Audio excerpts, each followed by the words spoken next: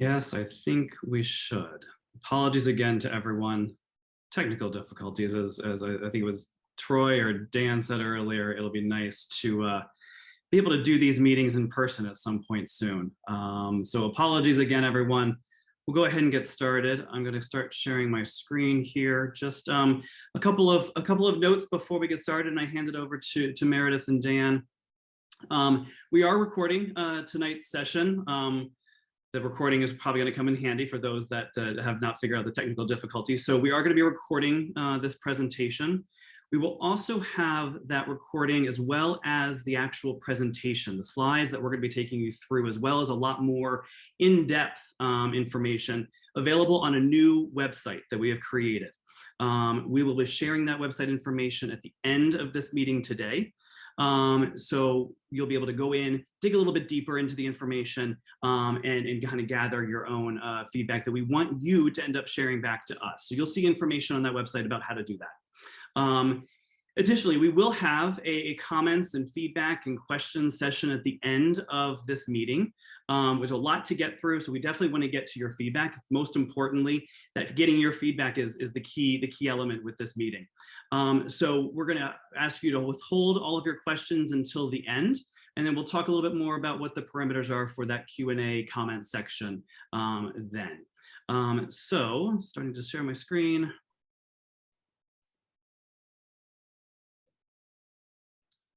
All right, Meredith, you can see everything except for. Great. I can. So terrific. So thank you everybody for taking time tonight and joining us. You know, we've had many forums before on the Shepherd's Run project. We've had forums, some have been sponsored by the town of Copake. A number have been sponsored by Sensible Solar for Rural New York, a group of which I'm a member. Friends of Columbia Solar has sponsored some, and Hecate, the developer of the project, has sponsored some forums. Tonight is actually a little bit different than any of those. Tonight's forum is actually sponsored by 4 different groups who have all been working collaboratively, pretty much starting this fall, to talk about and really try to focus on what would it take to make the Shepherd's Run project one that could actually be a win-win for Copake and the whole Copake community, for our environment, for our farms, for our economy, for our residents, for our school kids, as well as the undeniable benefits that a solar project has for climate change. So let me just quickly introduce the groups that have been working together on this effort. First of all, you've got the 2 advocacy groups whose competing lawn signs you've all seen all over town, and whose competing tables you've all talked to at the farmers market all summer long. Sensible Solar for Rural New York on the one hand, and Friends of Columbia County Solar on the other hand.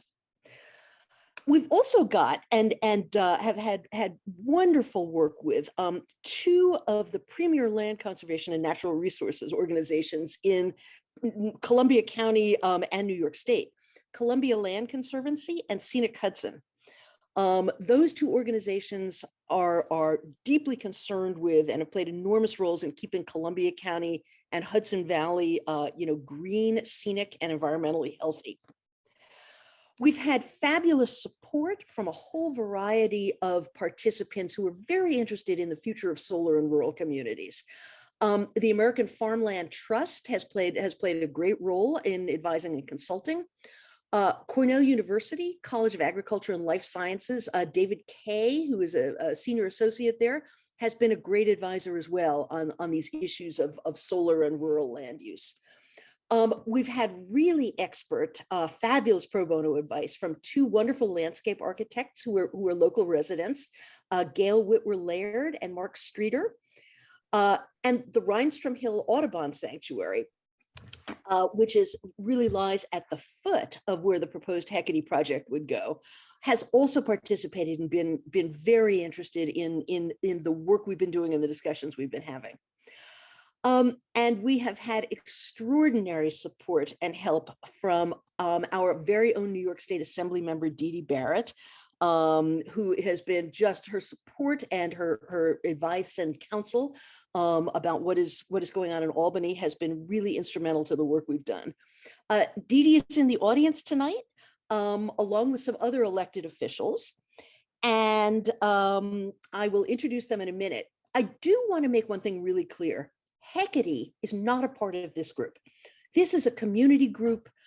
We are coming together with the idea of looking at Hecate's project, giving a response to Hecate's project, and giving our community feedback to make this a better project for the community. So the aim is to work with Hecate, but Hecate's across the table. We're the community voices here, and I just want to be very clear about that relationship. Let me turn it over. I know Jean Metler is in the room, and let me turn it over to Jean, who I know wanted to say a couple of words of welcome before we get started into the presentation. So Jean? Yes, thank you. Good evening, all.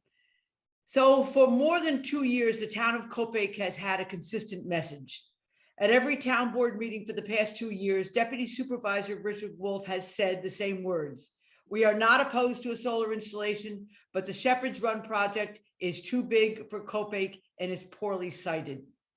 But even while criticizing the project as too large and poorly sited, Deputy Supervisor Wolf has also invited Hecate to work with the town to create a template which might be used throughout the state. The town has urged New York State to pass legislation to achieve the state's ambitious goals without trampling on home rule. The town believes that it is possible to protect the planet while also protecting rural environments. We had a 5-hour meeting with Hecate last fall. Since then, Hecate has made a few concessions to the town. Hecate has told Copake that it will substitute animal-friendly fencing for chain link, and it will substantially improve the type and quantity of plantings for screening. But Hecate is still planning to cut 40 acres of trees and install 228 acres of solar panels virtually in people's front yards and on prime farmland. All that said, the Copake Town Board is here this evening. Deputy Supervisor Richard Wolf, Council members Stash Konzowski, Jeffrey Judd, and Terry Sullivan. We applaud the working group for having come together to build consensus, even though some of you have started from very different positions. We are grateful for the fact that you care enough about Copake to have put in long hours and to have engaged in difficult conversations in order to propose a path forward. We are here to listen, and we are eager to hear the details of your report. In the end, however, the success of your efforts will not depend upon your good intentions or the number of hours you spent or the farsightedness of your vision. Your success can only be measured by the extent to which you convince New York State to pass new legislation which respects rural towns and the value of local habitat and character, and of course, the extent to which you can convince Hecate to actually address the demands made by your proposal. It is too late for lip service. We want to see actual modification of the plan. We thank Senator Daphne Jordan for her advocacy on the part of Copake. We thank Assemblymember Didi Barrett for her involvement in this group and her recent letter to Governor Hochul. We thank the leadership of Sensible Solar and the Friends of Columbia Solar for seeking reasonable solutions, and we wish you all success. Thank you, Jean. Always appreciated all your work. Next slide, and now I'm going to turn it over to Dan Haas, Friends of Columbia Solar. Hi, so I'm a co-chair of Friends of Columbia Solar, and I was just going to use this slide as a way of talking about kind of the origin story of this working group. So as Meredith mentioned, we've had these two groups for about 1.5 years now. We've had our lawn sign contests and so on. But it helped as all this process was going on that Meredith and I have been friends for about 30 years and have worked together to boost Copake in a lot of ways, particularly with the Harlan Valley Rail Trail. So we had an understanding right from the beginning. And after a certain point we met, this was back in the spring, some of the leaders of our group and some of the leaders of Sensible Solar, and just sat down. And as Jeannie said, it's listening that's really important. I feel like once we really listened to each other, we realized that we really were not that far apart. We all agreed on the importance of coping with climate change and also the importance of maintaining agriculture and the scenic values that everybody in Copake loves. So that kind of led to this working group getting established, which has been, I can underline the word working. I don't know how many meetings we've had just in the last several months, all towards this vision of having this be a project that we can all get behind and have a real vision for a better project. So go ahead to the next slide. And along with this one, here the point is community. And Meredith and I were just talking about this actually, and we agreed that it was a really good experience for both of our groups. As you probably noticed, we had tables at the farmers market. Both of our different groups did, and Copake Falls Day. And we spent a lot of time, once again, listening to people who came by the tables. And it was again striking how pretty much everyone agreed we have to take action about climate. We need renewables, but we have big concerns about how that's going to play out. And can we do this better? So that's what this is really all about. All these different groups have come together to get this done, but get it done in such a way that it will be a win-win. You can think of all the different groups involved with this, for everyone involved. And we firmly believe that that's possible. And that's really been our goal and where our work is headed. So I think we had, one more slide just to make another point here. And this kind of goes back to what Meredith was saying. We seek to partner with Hecate on this. Once again, this is not a presentation from Hecate. We have been working with Hecate. We've been in dialogue with Hecate. We are optimistic as they are that there can be a real positive dialogue and lead to a project, once again, that everybody can live with and support.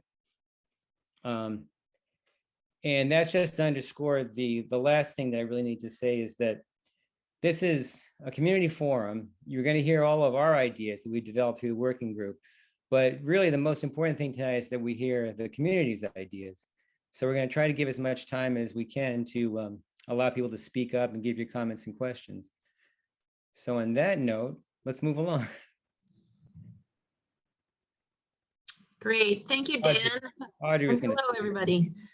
Thanks, Dan. My name is Audrey Friedrichsen. I work for Scenic Hudson. My title is the Land Use and Environmental Advocacy Attorney. I'm really happy to be here this evening. And just as sort of a reminder, the group asked me to set the stage for where we are in this permitting process for the project. What has happened so far, how it got here, and just a little bit about the next steps. Right, so in May of last year, as you recall, Hecate transferred over from the existing Article 10 process, which was one under the Public Service Law, to a new process that everybody is calling 94C, because that is the particular section of the executive law where this process now lives. And it's been specifically created for major renewable energy projects as opposed to all kinds of energy generation projects. And so that process applies to renewable energy projects that are larger than 25 megawatts. So that's why Hecate's proposed 60 megawatt project is governed by this process. So under that process, Hecate has met with town officials, and as you all recall, held an open house on November the 30th of last year. And then following that, Hecate issued a notice of its intent to file an application, and they had given a date of on or about February 18th, which is tomorrow. But that sort of period in between the notice of intent to file an application and filing of an application is really where this group has taken advantage of that time. And as Dan said, done a significant amount of work to take a look at the project, what we know about it so far, and really come together on some consensus recommendations on how to perhaps make it better. So here we are at the end nearly of the 60-day public notice period. That doesn't mean that the application will get filed tomorrow. Next slide, please, Chris.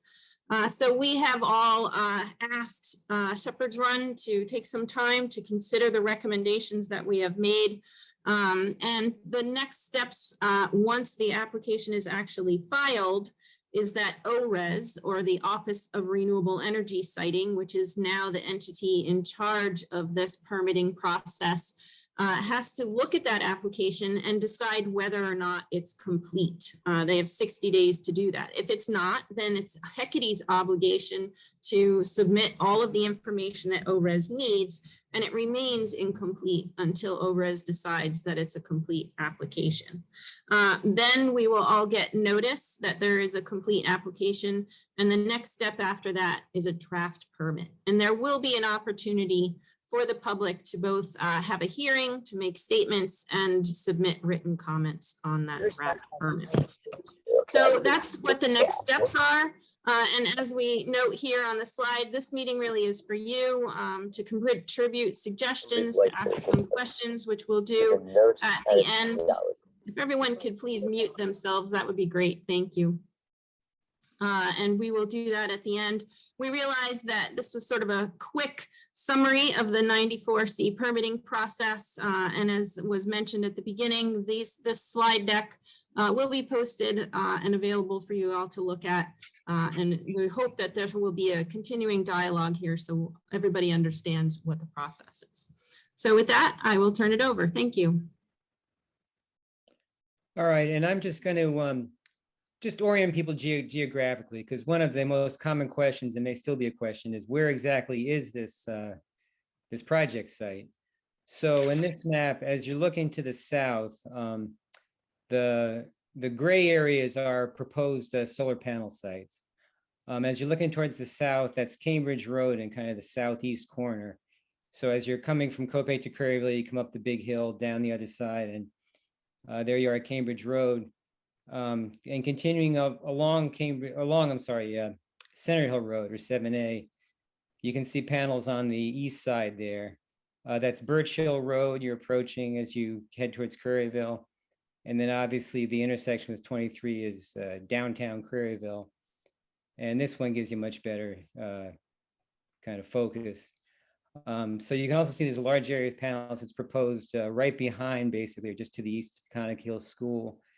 And then to the north of Route 23, that gray area on the right-hand side there to the north of 23 is basically where the substation is, which is where all this power would be transmitted through.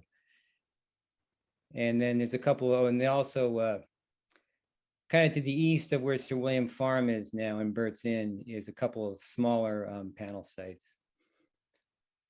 So I want to make sure everybody had an understanding of just the geography of this, because that's a very common question. And we're moving on to next panel. And this is one that, Meredith, you were going to take this one, I think. Yes, yes. So as Dan mentioned, the origin for a lot of this really came from the farmers market this summer. While we were all busy standing behind the tables, trying to talk to you and give all the residents, our views of what was right with the project and what was wrong with the project. What was so striking to both of us was that all the residents came up and basically everybody expressed some version of very similar concerns. I would say sitting at the Sensible Solar table, which was the organization that had taken the approach that the project, it was too large and the siting was not sensitively done and didn't have concern for agriculture.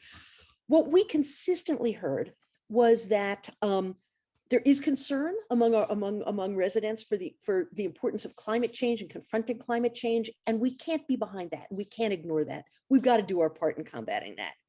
But the concerns that everybody heard is, look at all this beautiful farmland. What's happening to it? Where's it going? Will it come back when this project is done? How can we have such a large project in this very prominent location and protect the beautiful farm fields and rural view sheds that we all love and that have been part of the heritage of this area for, thousands of years?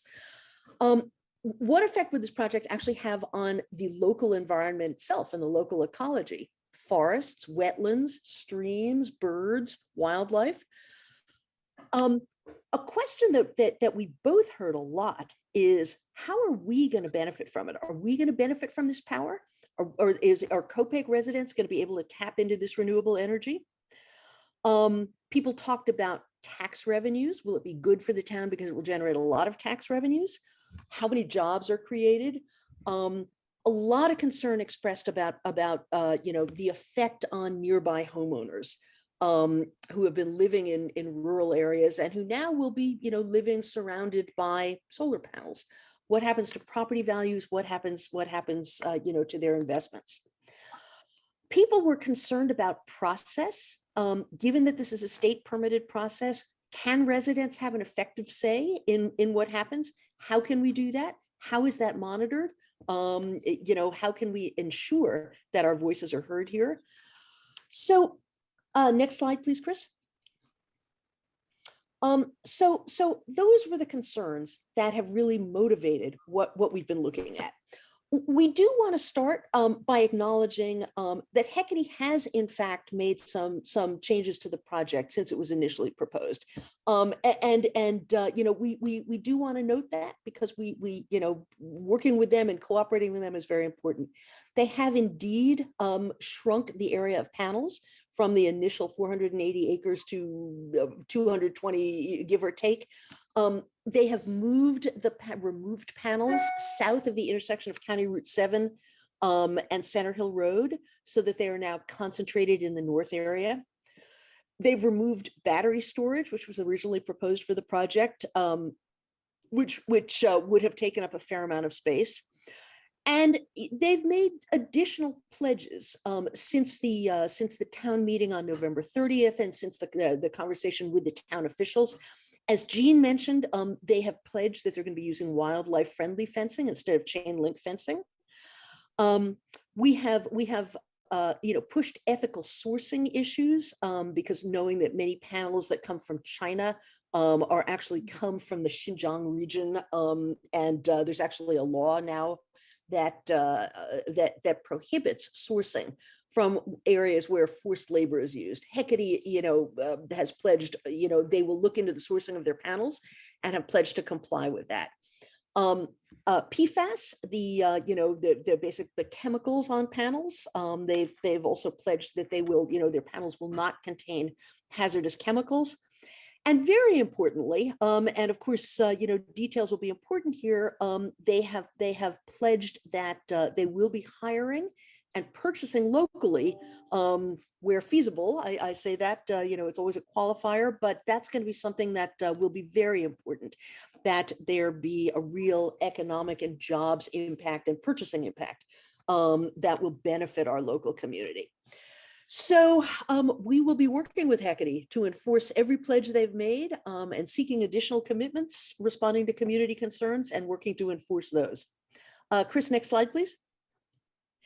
So what we have come up with is basically falls into 4 large areas that respond to the concerns we've heard.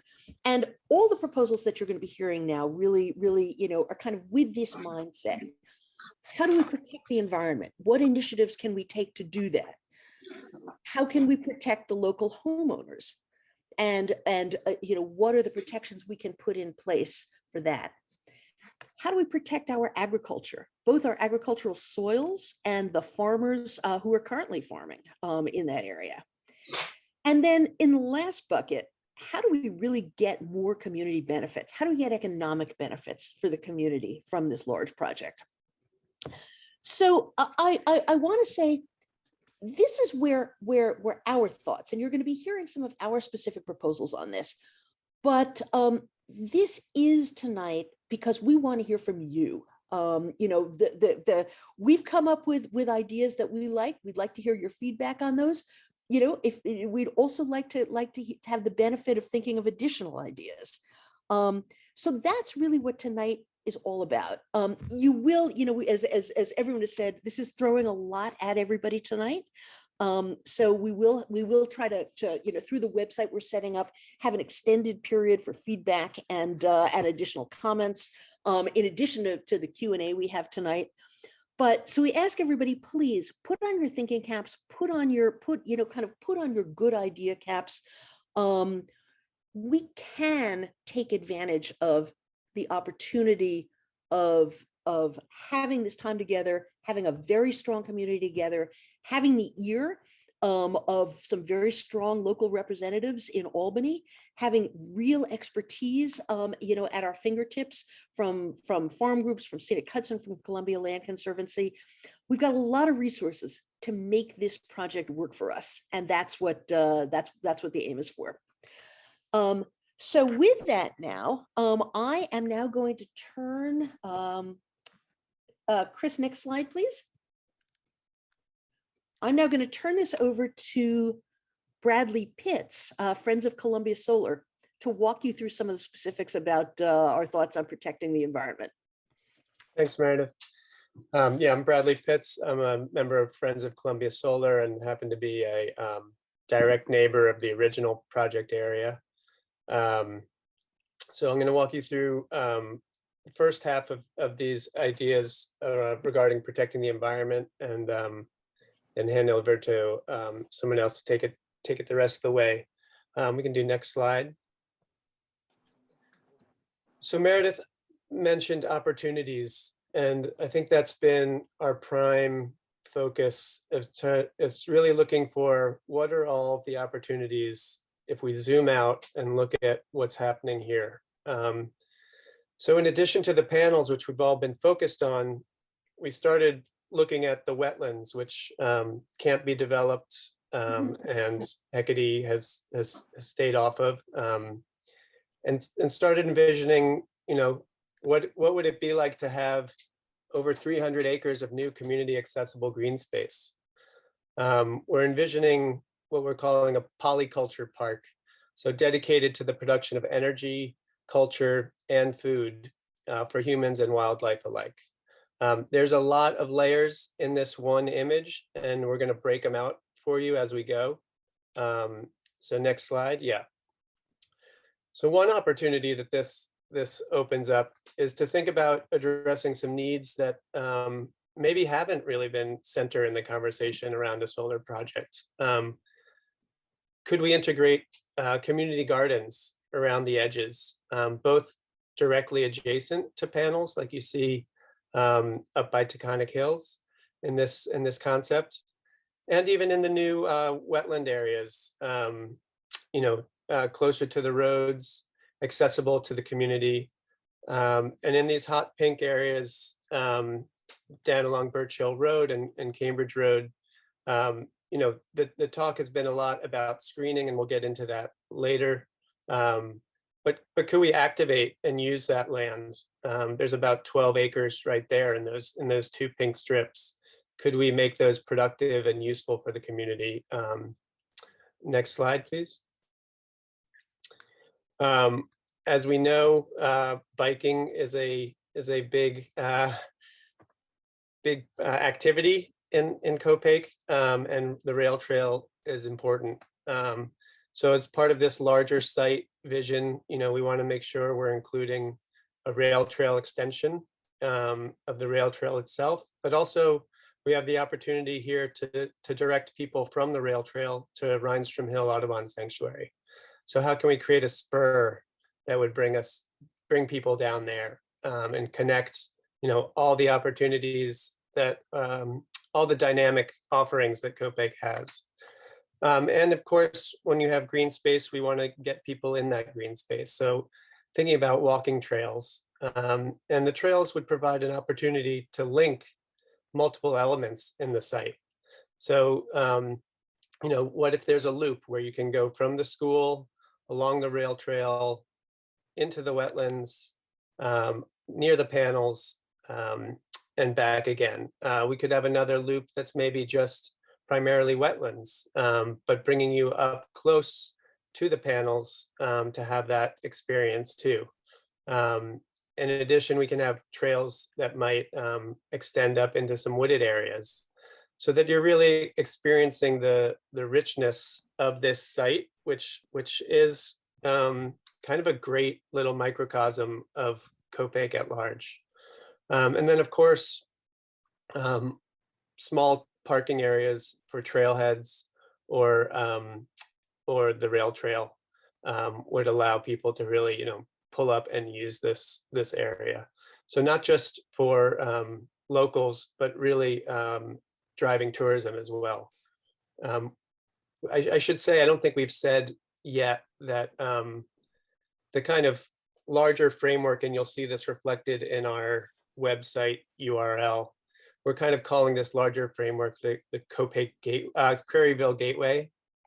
And we see that as a gateway, not just to Copake, but really thinking of this as how this could all be a platform for the future and build a real model for how to do rural solar. I just want to get that in there. So I'll hand it over to Troy, who's president of CLC, to bring us to the rest of the environmental slides. Thanks, Bradley. No surprise to everybody here that the Columbia Land Conservancy is very interested in the environmental impacts associated with the project, as well as agriculture and educational opportunities. And one area is where we can actually blend some of the environmental opportunities, protections, and benefits to Copake and Columbia County and the surrounding areas, provide access to the site. And through that access, providing educational opportunities of people being able to visit different types of habitats, which this particular area allows for visits to potential grassland areas, forested areas, and wetlands, as well as just general support for the rail trail access. Getting out there and seeing people who are just accessing nature, accessing trails, and appreciating it is certainly one of our goals at the Columbia Land Conservancy. Next slide. As we look at the concerns, one of the concerns we've heard is just this area where there's going to be approximately 29 acres of trees that will be removed from the site. And my background is actually as a forest ecologist and a carbon forester. So I can sort of appreciate this blend in regards to the value that forests have in regards to carbon storage and the beauty that people and the love that people have for trees. I think we have a lot of tree huggers, myself included, on the call. And seeing an area like this where they're having trees cut down, there's a reaction to that where a lot of folks are not in favor of seeing that happen. I could go into detail in regards to the Q&A in regards to the carbon benefits and losses associated with trees versus solar panels. We won't do that right here. There are going to be areas in which trees will need to come down along the edges of other areas. And for that, we're asking Hecate to utilize a certified forester for those projects. We have asked Hecate to look at multiple locations in which they could relocate panels from this forested area to other locations. And they've heard that from us many times. We'll see how they respond in regards to the other options that are available on site for the relocation. One area I've been hopeful of is the school next door and how Hecate can work with the school in multiple ways, including the possibility of siting solar panels there and elsewhere on site or slightly off site. Next slide. As you heard earlier, one of the concessions that we've already gotten from Hecate is a change in the fencing. Those that were at the Hillsdale forum that Hecate had at the fire department. They had chain link fencing in their displays. They've already committed to wildlife friendly fencing. So what is it? What does wildlife friendly fencing mean? And these are two images of examples of that. It's fencing actually is probably more familiar to you in Copake already around the tree farms and other ag areas around apple orchards. In addition to what you're seeing there, we're asking the fencing to be slightly elevated off the ground. And what that will do is allow for small wildlife to be able to move through the site, whether that's turtles near the wetlands or really anything sort of a fox and smaller. It will not allow for the movement of deer or bear or species like that. But we are hopeful that combining wildlife fencing with certain plantings to allow for the movement of wildlife around the fenced areas. But like Meredith said earlier, this is an area where Hecate has agreed that they will make that change. The next slide. So just generally as a summary of our environmental goals, Bradley was talking about the access to community space, really making this a community center in many ways, as opposed to an area where we have opposition. And through that, hoping that we're actually boosting the value to the surrounding landscape. And Gail is going to talk a little bit in regards to some of the plantings we're looking at, but instead of some of the plantings that were presented, looking at some alternatives to that, including the utilization of native species. Particularly, we don't want to see this area where there's invasive species that are spreading. Also recently started a conversation with Hecate in regard to the use of pesticides and herbicides, and pushing them to away from broad scale application of pesticides and herbicides. One of the key concerns of Columbia Land Conservancy is the water quality of the Taconic Creek and the Taconic watershed. That water eventually goes to Hudson and provides drinking water to the people in Hudson, and also provides drinking water to many people all along the way of that stream, including to farms and wildlife that are drinking from that water. So we're looking to minimize the impacts to that. I'm going to hand it off now to Gail Whitward-Lair, who's the landscape architect with Star White House. Hi, thank you, Troy. I worked on this collaboratively with my colleague, Mark Streeter. And like others on this project, we looked at the buffer plantings not as a greater opportunity, not just a line of trees along the edge of the project. So that's kind of where we started on this project. And you can go to the next slide. We looked at the buffer as a community resource that Bradley talked about, how it could provide better screening for homeowners, and how it could protect and enhance habitat. Columbia County has such a rich tapestry of ecologies and landscape here. I think that's why we're all here on this meeting, is because we love the landscape so much, right? So how can that buffer contribute to the landscape rather than just be an edge to the project? We have within this small project area a microcosm of wetlands, mesic forests, and hardwood forest just within this small area. So any planting should really connect to those existing ecologies. Anything they do should further connect to what's happening in the landscape already. And by doing that, it will be a better sustained planting, and it will also not only contribute to our experience of what happens along the edge of this project, but it will improve or could improve wildlife habitat. So how can that happen? One of the things we've looked at kind of prototypical situations. It requires looking in depth at the project itself and the micro environments that it intersects. But one of the ways that buffer could be improved is to avoid this linear repetition of plantings and make it more diverse and more dense, so it looks part of the landscape that it's in. The other thing too is to look at areas where we want to preserve open view corridors. Where is it more important to leave it open than it is to screen? So if you go to the next plan, I can maybe try to annotate again. So what does that mean? It's like, rather than like, a marching line of evergreens here, let's try to look at, maybe there's a stand of evergreens, and there are some plants that are purely a thicket just for birds or wildlife. Maybe there's areas where it connects to the wetland planting. So thinking of that buffer really as a way of creating better connectivity to the landscape rather than severing it from the landscape, which is what it feels like now.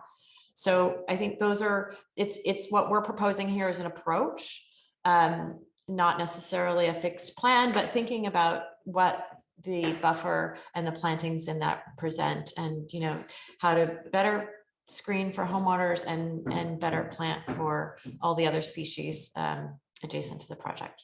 So pass that on. Oops, let me clear my drawings. Screening the presentation. Great.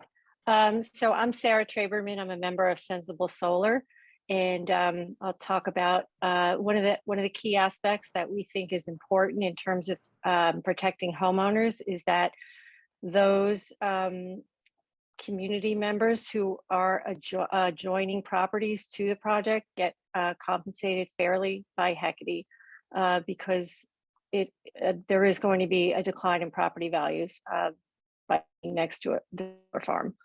Next slide, please. And then the other thing is, I know we got a lot of questions about what happens to the project at the end of the life. Who's going to be there to make sure, you know, the land gets returned to the way it's supposed to be. And so by law, Hecate has to submit a decommissioning and site restoration plan, which details what they're going to do to restore the site at the end of the useful life of the facility. And the plan has to include an estimate of the cost to restore the site, plus an additional 15% to cover any contingencies. And Hecate has to back up this plan with either a bond or a letter of credit in amount equal to the calculation that I just mentioned. And this mechanism will ensure that funds are available to return the site to the way it was prior to the project. And this financial guarantee will stay in place until the project is fully decommissioned. And every 5 years, there's a review to make sure that the amount of the guarantee is equal to the estimated cost, because those things can change as time goes on. And proof that this guarantee has been obtained is required prior to the beginning of construction of the project. So the law has built in a lot of safeguards in terms of returning the land back to the way it was at the end of the life of the project. Now I'll turn it over to Bradley. Thank you. Okay, so we've covered protecting the environment, protecting homeowners. Now we want to talk about protecting agriculture. You can go to the next slide. So there's a fun word, agrivoltaics, which describes the integration of farming. It could be crop farming or animal grazing beneath and in between solar panels. This is a new and upcoming field technique. You might have heard of it in NPR and other places. But given the agricultural importance of the land and even the role agriculture plays in the Copake identity, this is a big point for us. We want to do what we can, both to maintain the agricultural use of the land and even provide kind of the platform or the petri dish to accelerate knowledge in this field, so that we become kind of a catalyst that generates knowledge that others can use, because we are going to need a lot of rural solar to meet our energy goals. And a bonus of agrivoltaics, unlike some other farming, because the land below panels needs to be managed one way or another, it's standard practice for solar developers to actually pay farmers to farm land under panels. So this creates additional job opportunity and also mitigates some of the risk of getting into this nascent field. Next slide. So when we talk about crops specifically, to get sunlight and also to allow farm machinery to access the land, panels often need to be raised and their rows kind of spaced out a little bit. Raised does not mean, doubling or tripling the height. Oftentimes a few feet is enough. But we acknowledge that raising panels might concern people in terms of view sheds. But we believe we've identified these three islands of panels here along 23 that are both on prime farmland soils and are far enough away from immediate properties that we believe raising by a few feet won't significantly impact the view shed. And like I said before, this will, the crop farming or the grazing will allow us to keep this prime farmland active. Next slide. So we're proposing agrivoltaic areas for crops with panels at multiple heights and spacing. This is because, as I said, the technique of growing or grazing under panels, but particularly growing under panels, is new. And so we imagine partnering with scientific researchers so that they have kind of multiple conditions to experiment with to determine what works best in our area and the larger kind of climate area that we occupy. We also imagine these plots being used by local farmers with first priority given to farmers existing on the site already. And of course, this is a great opportunity, since we share a property line with Taconic Hills Central School, to invite students into this new upcoming field to educate kind of the workforce of the future, so to speak. Next slide. So we're proposing a layout that would have some sections in green here dedicated to crop farming, and these sections would have panels raised from what the current design is. We're asking Hecate to raise their panels in specific areas to facilitate agrivoltaic crop growing. And then the rest of the site would be sheep grazing. Cows is also possible, but sheep is more common. And I just want to say, sheep are great, and they check the box of keeping the land in agricultural use, but they also drive the regeneration of the soils. So beyond just resting the soils, which you might have heard people talking about, there's a benefit of the solar panels and taking the farmland maybe out of active use, using a combination of native pollinator-friendly plants and sheep grazing allows us to actually enhance the soil quality, so that at the end of the project's lifetime, when the panels are removed, we're actually dealing with even better soil than we had to start. Next slide. So I mentioned this before, educational programs, the opportunities here are huge. We're asking Hecate to fund, together with Taconic Hills Central School, hands-on educational programs that would include solar facility design and engineering, so the solar component, agrivoltaic farming, so we're educating students about what it is to manage land under panels with animals, as well as what it takes to grow crops under panels. And with this larger gateway concept, there's also the opportunity to involve students in wetland and woodland management. Next slide. So to tie it all together, the goals that this agrivoltaic method touches, we're conserving prime farmland, we're paying local farmers, we're regenerating the soils for the future, and we're allowing Copake students and farmers to pioneer the future of agrivoltaic and regenerative farming.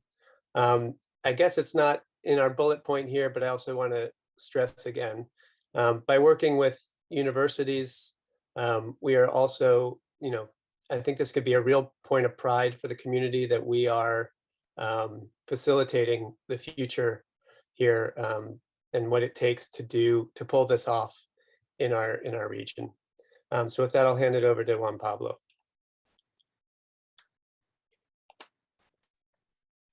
Hi, everybody. So just a quick recap. We've talked about inside the fence, keeping agriculture alive through grazing and by raising the panels, especially on the best part of the best farmland. Around the fence, we've talked about really creating a brand new and very large green space for the entire community to enjoy. And especially in the southern part of the project, well, we've talked about how to protect the neighbors who are most exposed through a better screening that integrates the panels with the landscape, by compensating them directly, and by not cutting down a big patch of trees that's directly in their view. So that's kind of the re-envisioning of the site. But what about the broader community? There's a lot of money and a lot of electrons, a lot of money going into this place and a lot of electrons coming out of it. And a lot of folks have wondered, as Meredith pointed out, how we can benefit from that as an entire community. So that's what I'll be covering in this section. Next slide, please.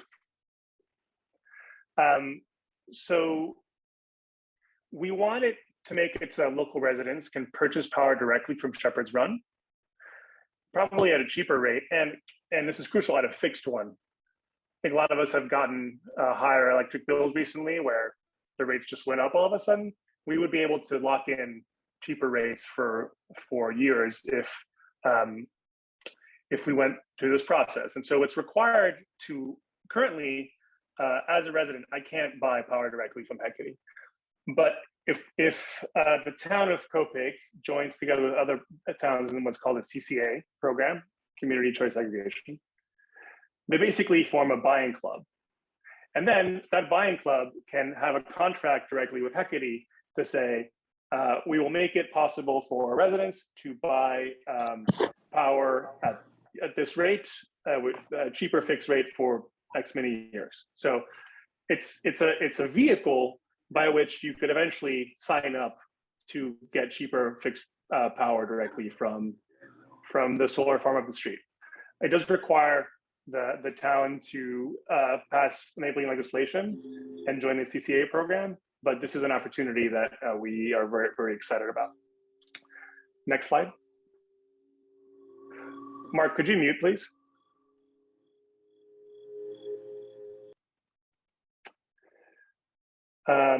Somewhat relatedly, a lot of solar panels are being installed right next to the school. So we thought, this is actually originally Hecate's suggestion, what if we take the opportunity to actually install solar panels on the school itself, be it on the roof or potentially in the parking lot, because that could enable the school district to actually electrify their entire bus fleet, which would be super exciting and kind of kill two birds with one stone. So that's another thing that we're proposing. Then there's the always fun question of property taxes. We would like Hecate to pay full property taxes to the town, the county, and the school district. And recently the state published a formula, so we actually know now what full property taxes is. The formula is based on basically how much money the project is going to generate. So you project out how much the company is worth based on how much money they're going to get paid for producing that electricity. And then you apply a tax rate to that total amount. And we would like it to be the maximum amount. In order to incentivize the experimentation with agrivoltaics, because it is a new thing that Hecate has never done, we're pushing for a agricultural tax exemption to parts of the site, just the parts that would be agrivoltaic. That way, it incentivizes the raising of those panels. But overall, we would push for the maximum property tax amount. Next slide. Then there's the pledge to buy and hire as local as much as possible. So making sure that the folks who get those jobs are from the county and the region to build and maintain the project. A lot more jobs are happen during construction. Unlike a coal plant or something, you need very few folks to maintain the panels, but nevertheless, there's a good amount of employment in the construction, and we want to make sure that all those jobs are local if possible. As well as there's a lot of materials you have to buy. I mean, obviously we don't make panels in the county, but everything else, if possible, should be local, should be purchased locally.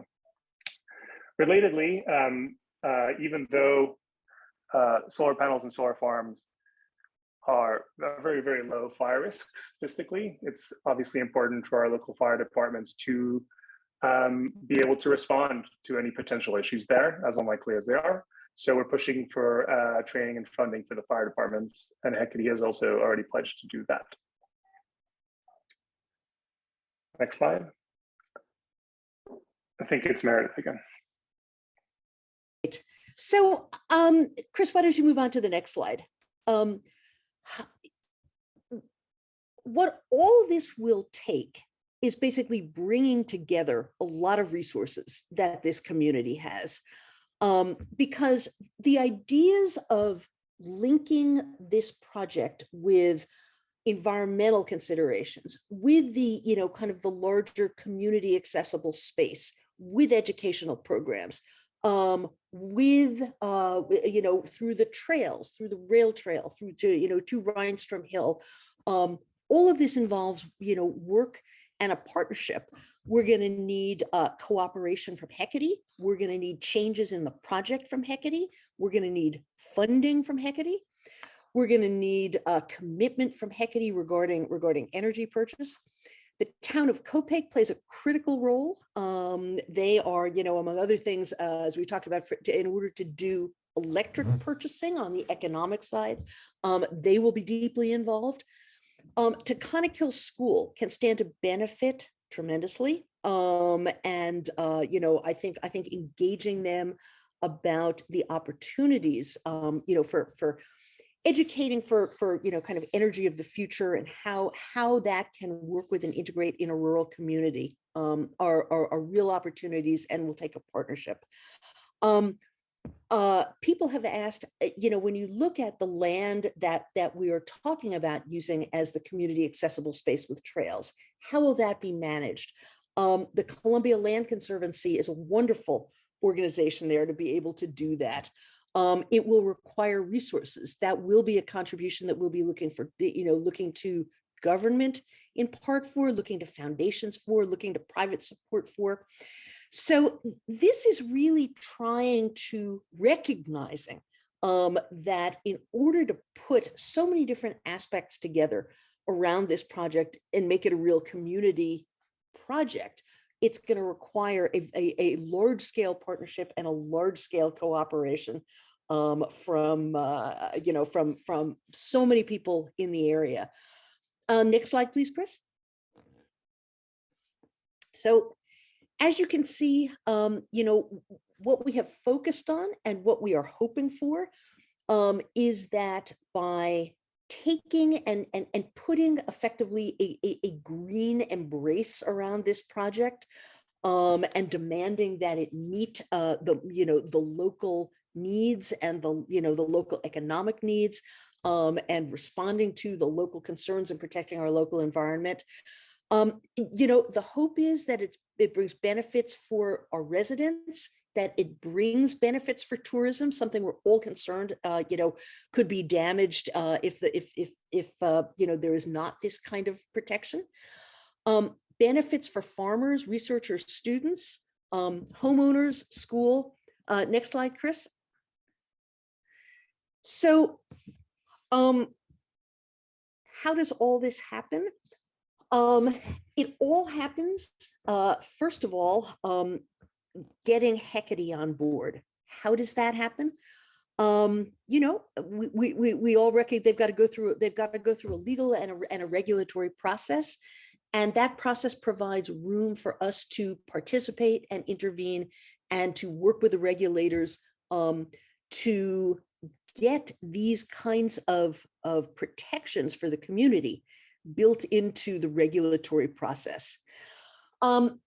When we do reach agreement on this, we would expect it actually to be embodied in a legally binding agreement that would have local enforcement.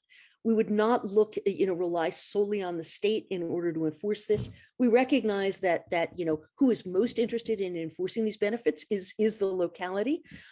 So that we would actually work to put this into a direct agreement with the town of Copake. We would build in significant enforcement mechanisms because there are many ongoing obligations in here on the part of Hecate.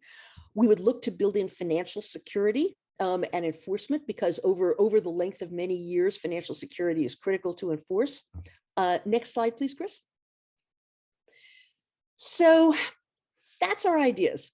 That's what, as we have thought about, how can we take this project application, which is going to be filed, sometime in the next, kind of X period of time, and get involved as a community and try to seize this, make it an opportunity for us, and make it something that really protects us. But these are just our ideas. We've been thinking about this, we've been thinking about this hard and have brought, I think, a lot of people, I think, have brought an enormous amount of creativity, but we also want to hear from you.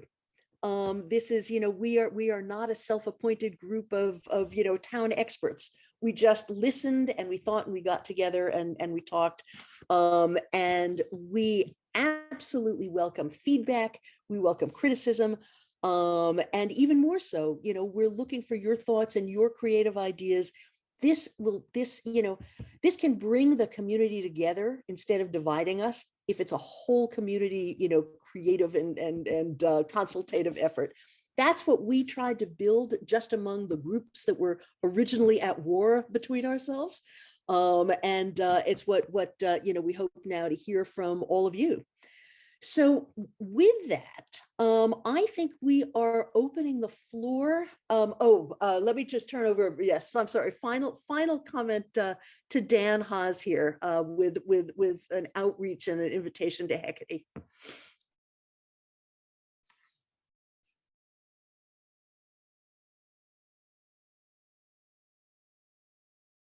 Dan, if you're speaking, can you unmute? Can you hear me now? Yes, we can. Okay, good. So this slide just kind of reiterates and summarizes what we've been talking about in terms of working with Hecate, working with the town, working with everyone in the community to make this happen. In terms of agriculture, in terms of screening, landscaping, in terms of community benefits. The one thing I think we haven't said is that, can this project be a model for the rest of New York State? Because as everyone probably is aware, this is hardly the only large-scale solar project that's being proposed across the state. New York State has very ambitious goals for renewables. And I think one of our fondest hopes is that if the community can pull together and get this done in a way that benefits everyone, other localities that might be hesitating about projects like this could say, well, look what Copake did. They made it work. It didn't destroy them. It could actually have an impact across the state and, make a difference for climate change everywhere. So I just want to make that clear too. It's something to think about with all this. So next slide.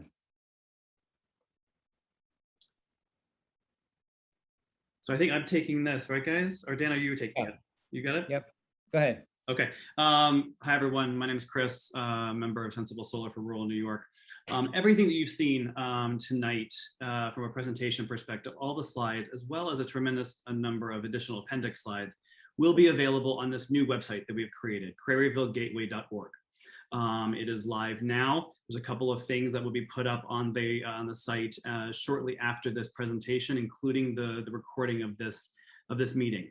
We will be creating an FAQ document capturing some of the comments and feedback from everyone today, as well as through the email address that you see here as well, so that we'll have a repository of all the questions, comments, and feedback from you guys.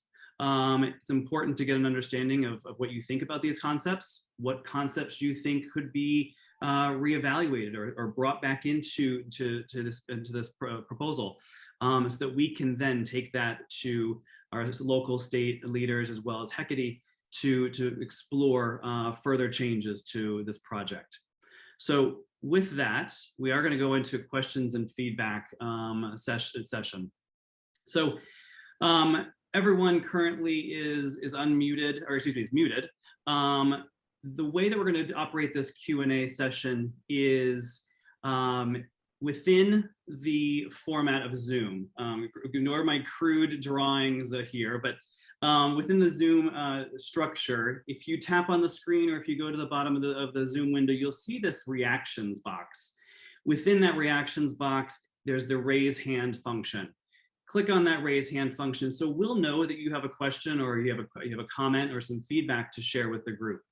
We'll then go through in order and address you and pull you up and ask you to unmute your devices. So with that, I'm going to stop sharing the screen and. Hi, it looks like the first person is Alex.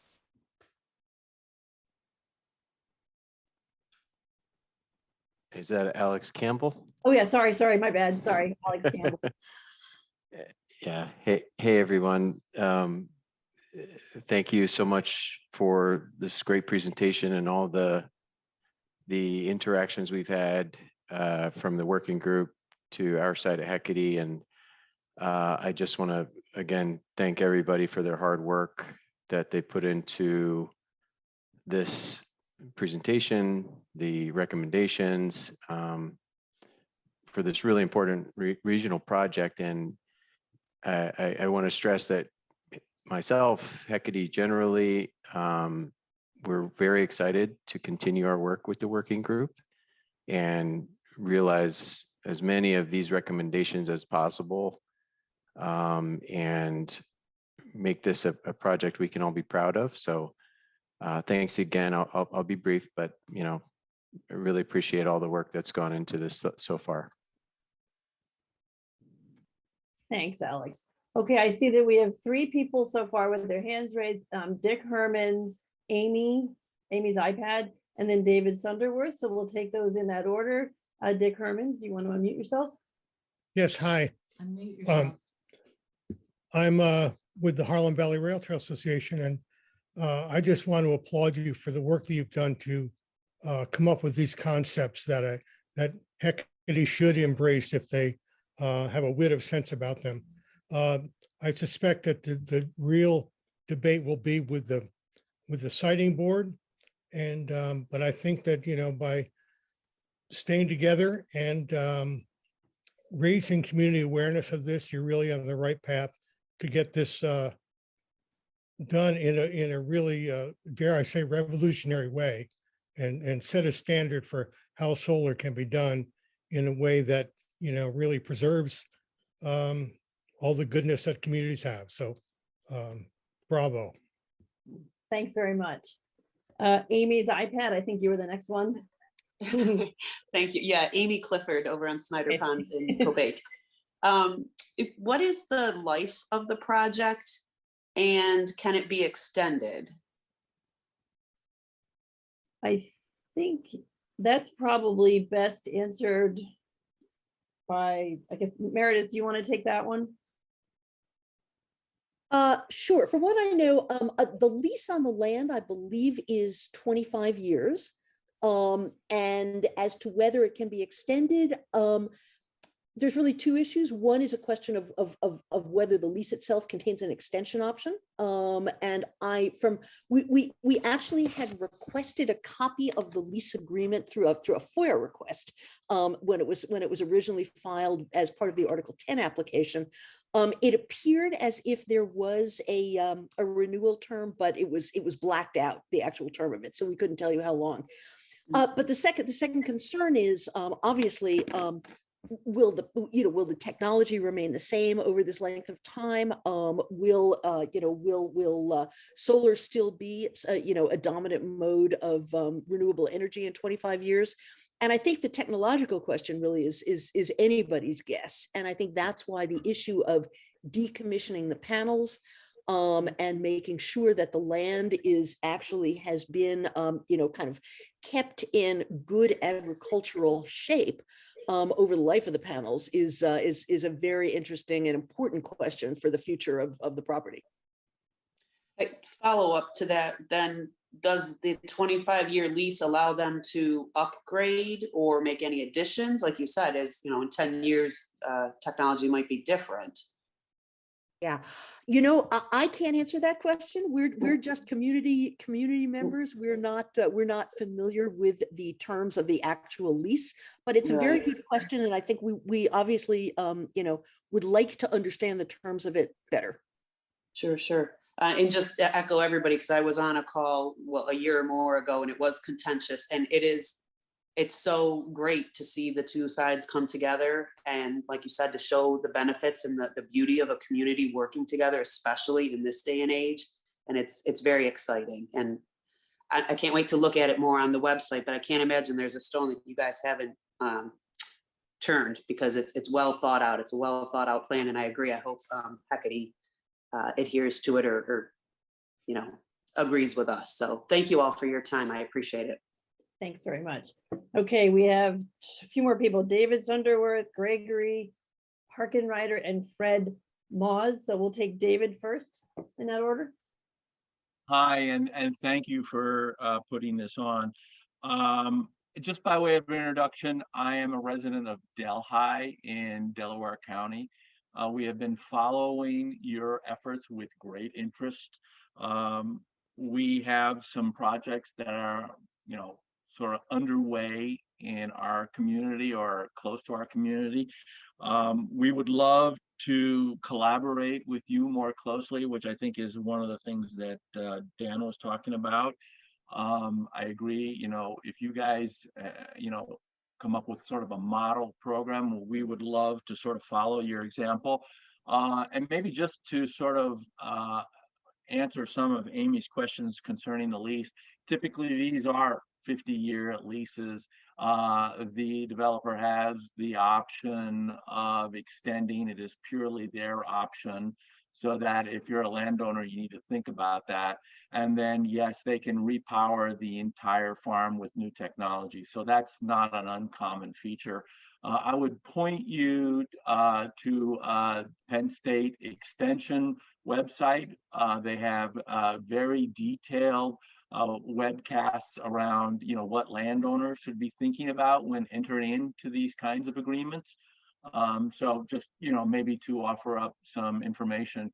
But again, just let me reiterate, we would love to work more closely with you. Obviously, you guys have been sort of on the leading edge of this, having worked on something for 2 years.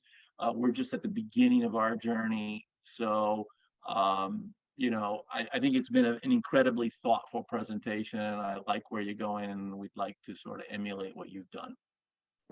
Thanks very much. And just make sure you check out the website and check out the email address, and you can keep in touch that way. We'll keep that in mind.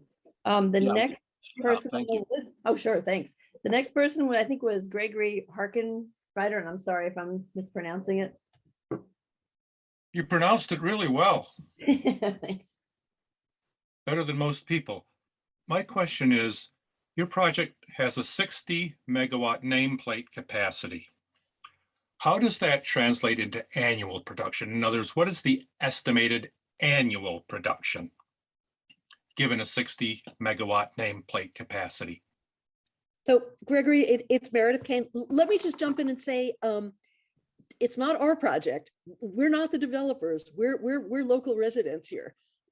So maybe somebody has the technical expertise, but I would actually prefer that you direct that question directly to Hecate, not on this call, but through their website, because I think they're the ones who can answer that question directly. We really want to focus on our community concerns. That's what we know. That's what we're speaking up about.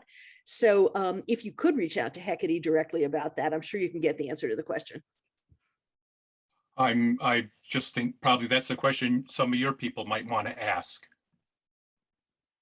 The Hecate website says 110,000 megawatt hours annually.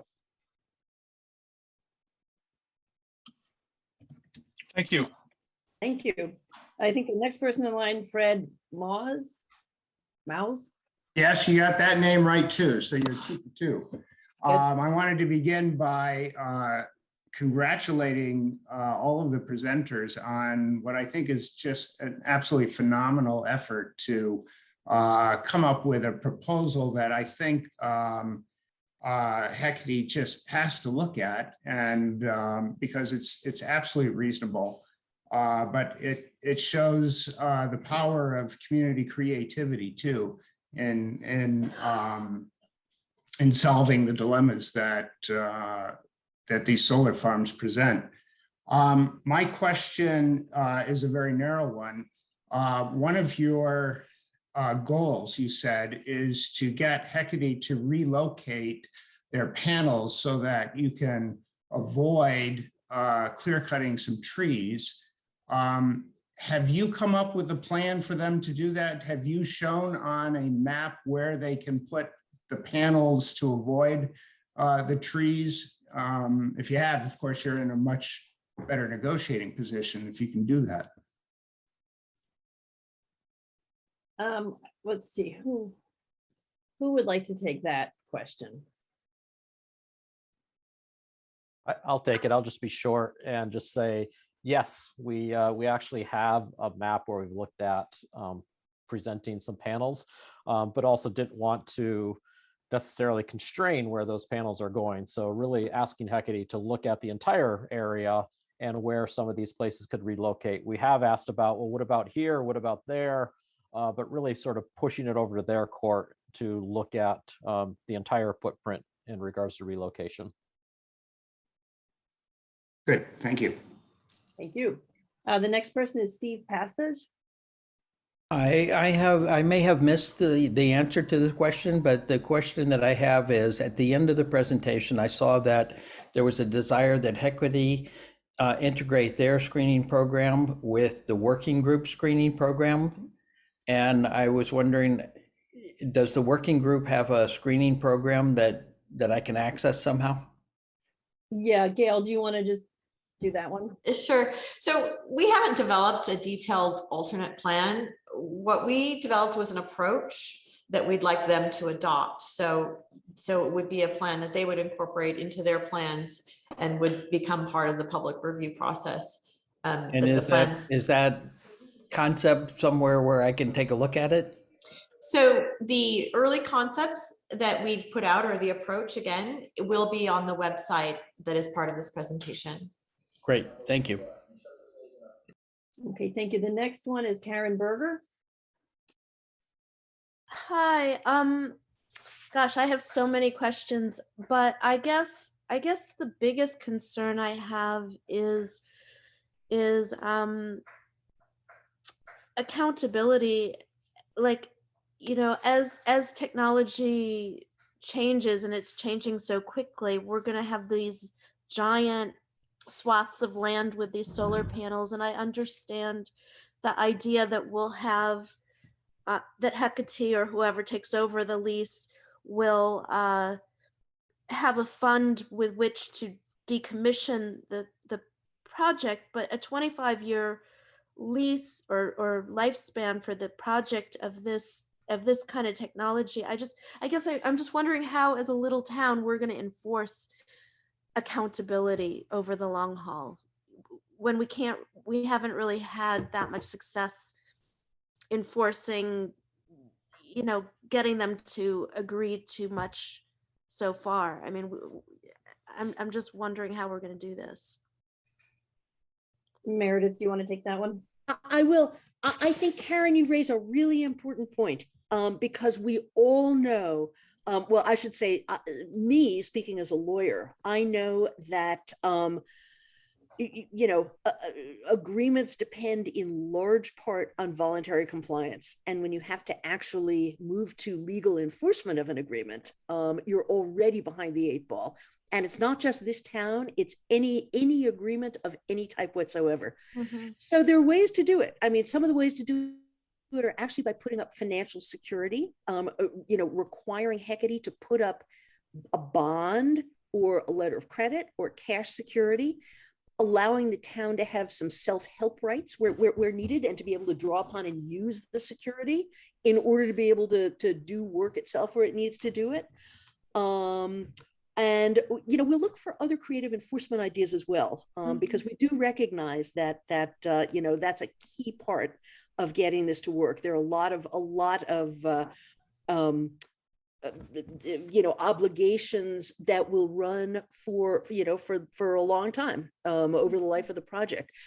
You know, we know that, for example, decommissioning is something that the state law deals with, and they do require a fund to be put up to secure decommissioning and removal of panels. On the other hand, there's no requirement in the law for maintaining landscaping. So you could have trees that, you know, that are put up and that die after a while. Well, you know, the trees were installed, and there will be, you know, a warranty on the trees for a period of time, but maintenance over the long term is a critical issue. Maintenance inside the fence will probably happen, because that will be, you know, that'll be important for the operator of the panels. Maintenance outside the fence, if it's the responsibility of the you know, of the site operator, may not. So maybe we actually take money up front and take on direct maintenance responsibility, so we know they'll be taken care of. all these things are to be determined. And I thank you for raising the questions because they're exactly what we need to think about. And I sorry, I should have led with, I appreciate all the thought and care you guys have put into it. I do. I just, you know, that's an issue that I think we should really be proactive with. If, you know, especially, I just want to pay, can I just say one more note on that?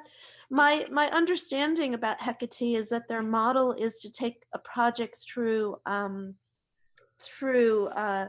permitting and then sell it. And I don't know if that is true, but that is what I was under the impression. Which again, you know, the accountability, who's going to be in charge of it down the line. So that is true. That is true. And that's why one of the positive things about 94C is it does enforce the decommissioning. So the town doesn't get saddled with, you know, thousands and thousands of panels if something goes wrong. So that is a positive thing. And it's a little known fact, but the reason that most solar developers work that way, where they build the projects and sell them, is due to the way that we subsidize these projects.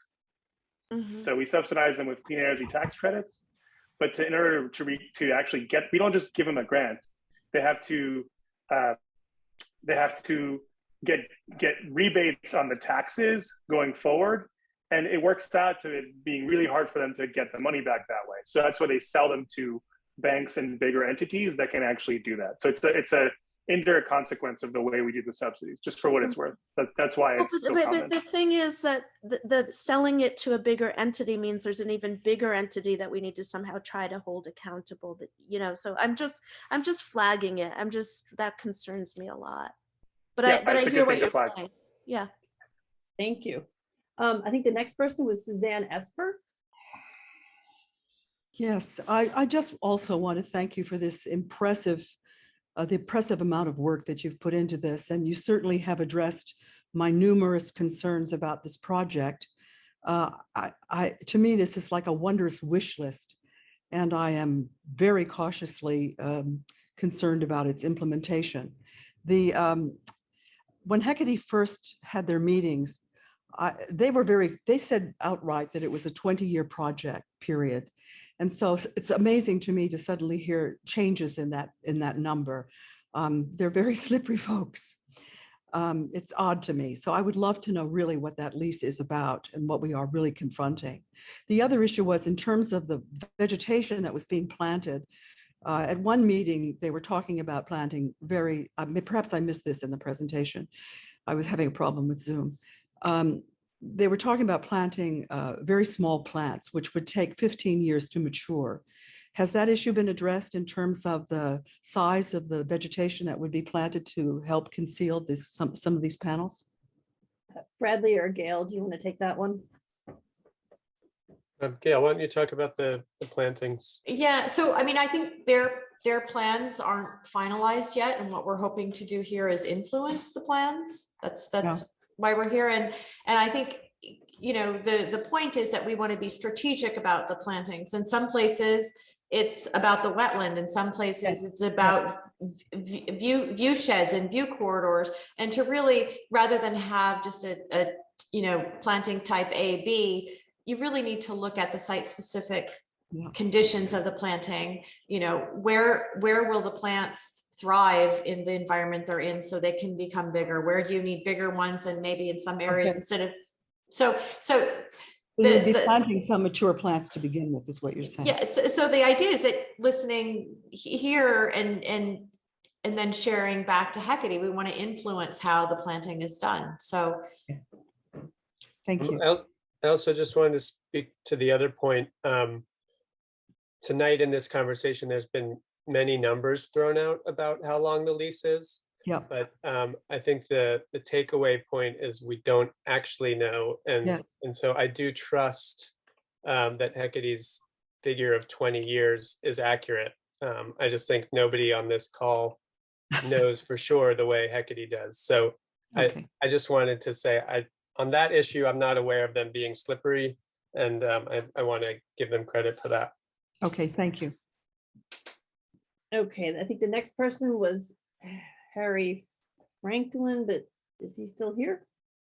Harry, are you still here? Oh, good, great. There you are, Harry. You want to unmute? Harry Franklin? Yep, Great, there. okay. Yeah, I'm just blown away by the creativity of the assemblage of people here and the combined just creativity and brain power. I think you've made something that people fear to something that many people will welcome. I have one additional suggestion. I was listening to a Carey Institute presentation last night about, it was called Oh Deer, and it was about how the deer are in this county and in a lot of counties near us in Region 4, the DC, are devastating our forests, so that what we're looking at are forests that that has no substantial undergrowth, and a lot of trees that were part of the natural forest many years ago no longer exist. And they talked about different ways that there are different experiments on how to combat them. And one of the elements of combating them is good fencing, so that on the other side of the fencing, you can nurture the forest, the natural undergrowth, and the kinds of trees that we no longer see. So I think you've created the context for another benefit here, that inside the fencing, where possible, where there's space, to revivify a forest that is not devastated, or small, and another that's not devastated, but reflect our lost heritage of landscape and trees, and another educational opportunity also. And it might also be a way of negotiating, let's say, substantial work in that area for some of the clear cutting trees. So you'd be cutting down trees in the more devastated deer affected environment and creating some more forestry inside the fencing that is reaching other goals. Thank you very much. The next in line is David Grubin.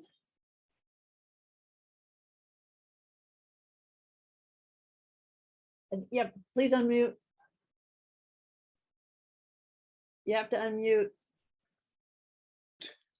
There we Okay, go. great. Okay, thank you. I really want to echo everybody else's praise for the great work that you guys did, and ask one question, which is, there are lots of great things that are on the table now, and let's say Hecate pauses their application some and picks up on some of them.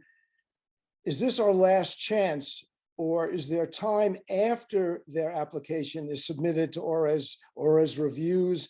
Then what happens? Can we continue to put forward ideas after Hecate puts in their application? Audrey, would you like to take that one? Sure. Yeah. So as I explained, after the application is submitted, ORES will undertake an examination of that to decide whether it is complete. And then a draft permit will be issued, and there will be opportunities for public comment and a public hearing. But that doesn't mean that there isn't actually a forum online where you can, where the documents that Hecate will be submitting to ORES are available, and you can submit something and put it up there at any time, right? So, but those sort of more powerful opportunities to sort of join voices and make those comments will come when everybody receives a formal notice of that public comment period. And how long does that period of public comment last? Well, you will get the notice, and then I think it's 60 days notice that is supposed to happen before the actual public hearing happens, and probably the public comment period will remain open for a few days or a couple of weeks beyond that public hearing. So yeah, it's a very complicated process. But I think part of the really great thing about this collaborative working group is that we do have a line of communication with Hecate at this point, and now we also have a line of communication with you, the public, through the new craryvillegateway.org website. So any thoughts that you have going forward that you want to pass on, you can give them to us, and then also you can post them on ORES's website. But what that means is there's plenty of time to work with Hecate to develop these ideas. It's not as if it's suddenly shut off at the application stage. There's this 60 days, then there's the public hearing. I just want to be sure that we have enough time to work with them. All these ideas are great, and they're going to need some time to work through. Well, there will be, continuing opportunity to make comments, but probably I'm not going to put words in their mouth, but I'm going to assume that Hecate is going to want to have their application pretty set and complete at the time they submit it to ORES. But Audrey, is it possible to update after the application has been submitted, they can change the detail of the proposal during the process, right?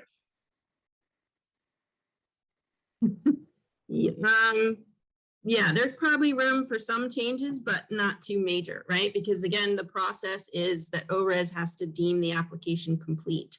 And the other thing about the new 94C process is that it really sets forth a set of standards. They're called uniform standards and conditions.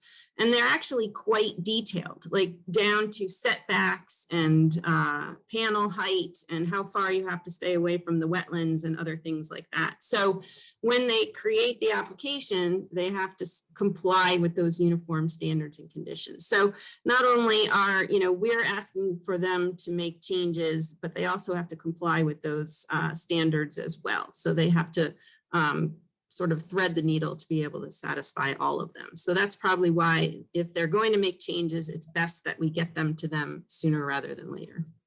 And to that point, Audrey, one of the things that this working group has done has asked Hecate Energy to pause their application to incorporate these suggestions and recommendations into that application prior to that particular process.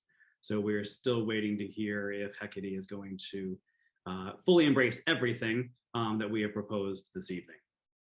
Well, we do have Alex on the call. We could ask him when they're intending to submit the application and if they are open to making changes after the application is submitted. I received a letter today saying that they plan to file tomorrow. Hey guys, this is Alex. Yeah, I would encourage everybody to look at our website for what we've committed to do and what we've already done. We've posted that on our website, shepherdsrun.com, and look at the tab that says local working group. I don't want to take over too much time because this is for you guys and your comments to the working group, but I would encourage everybody to do that. Okay, thanks. I think the next person queued up was David Sunderworth again. David, I apologize for that. I just had to hit the unmute. I actually wanted to respond to Karen's question around decommissioning. I'm a retired energy banker. I know a little something about this from having dealt with nuclear power plants. Typically speaking, this is regulated by the Nuclear Regulatory Commission when it comes to decommissioning. There's a variety of ways you can go about this. Obviously, a letter of credit from a credit-worthy institution, AAA rated bank is a good way to go. I agree with the 5-year renewal period in order to sort of index against inflation. A bond maybe from, a large, insurance company might work.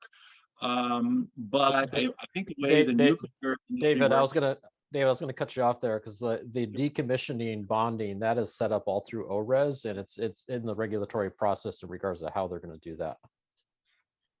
Okay, well, again, I'm not that familiar with all of the ORES regulations, but I think it's important to make sure that it's from a very credit-worthy organization, a large credit-worthy organization, well-rated. You can usually get that from S&P or other rating agencies. So I guess we'll wait to see how that works. But I was just going to comment that on the nuclear side, they actually require a pre-funding process, and how that's achieved is through a surcharge on the electricity sold. So at the end of the 20 years, the money's actually in the bank. it's cash. So that's something maybe to think about as you go through the process. And then lastly, I guess, with respect to David Grubin's question around timing, I would just comment that from what I understand of ORAS is that they do have sort of a 1-year timeline here.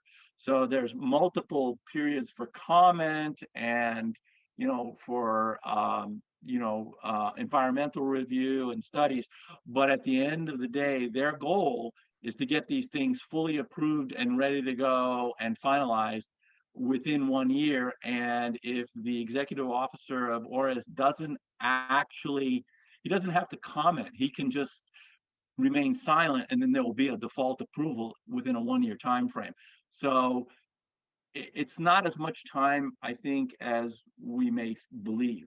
It's a fairly expedited process compared to the old Article 10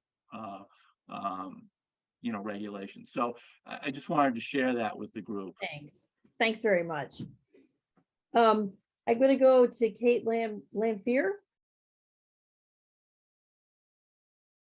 Oh, hi there, everyone. Good night. I also wanted to say thank you. The hard work everyone has put in is so apparent and very, very impressive. I think there are a lot of interesting ideas. Agrivoltaics is a new word for an old idea. So I guess I echo Corinne's concerns about accountability for protections the community has against agrivoltaic projects that I've studied that have been mismanaged previously. My big question is for these add-ons, which I think are amazing ideas, who will pay for this? Since this is a private sort of for-profit development and not a public's work project, where does the money come from?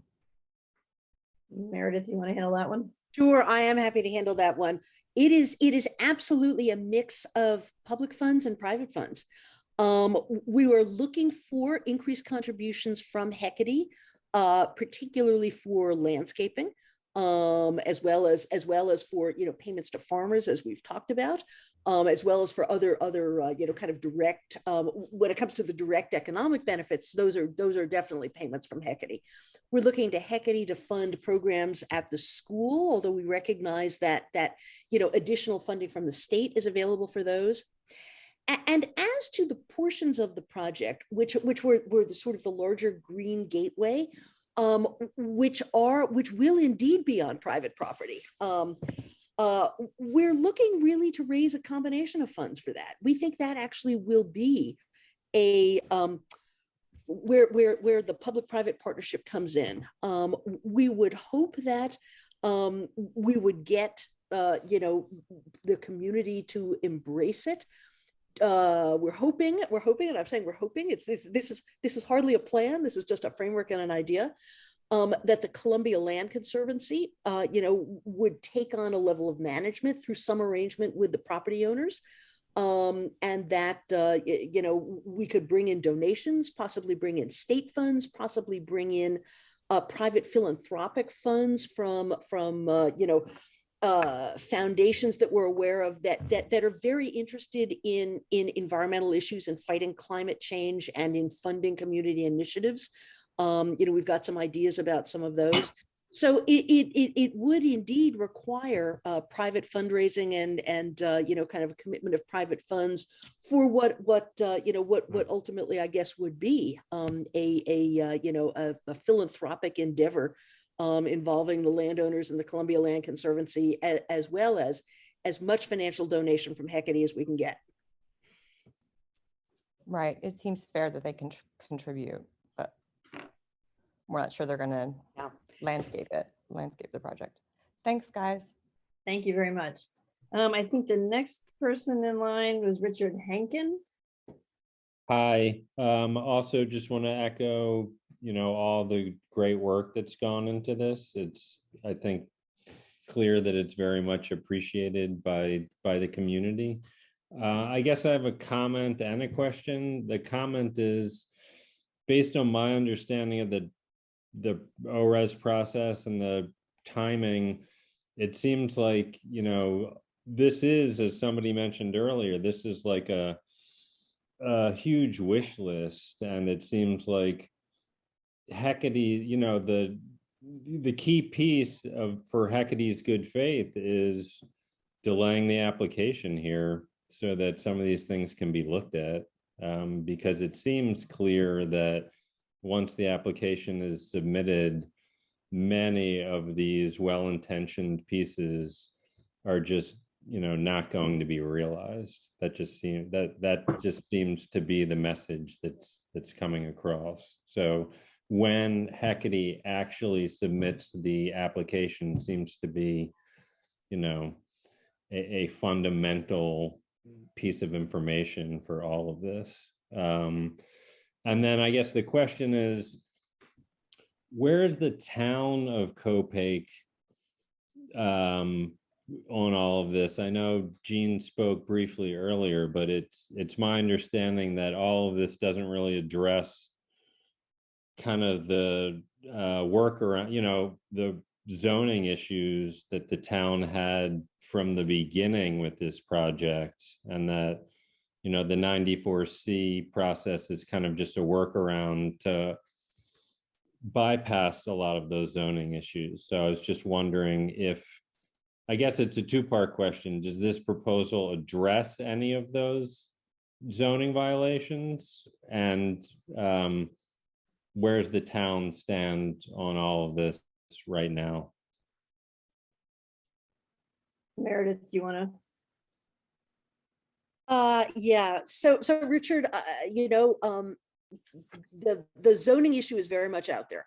It is very much out there. I will simply answer, you know, kind of answer this one legalistically, which is that as you stated, that under the 94C statute and regulations, the town zoning regulations have to be adhered to unless the applicant asks for a waiver from them, and unless ORES grants a waiver from them based on the considerations of ORES.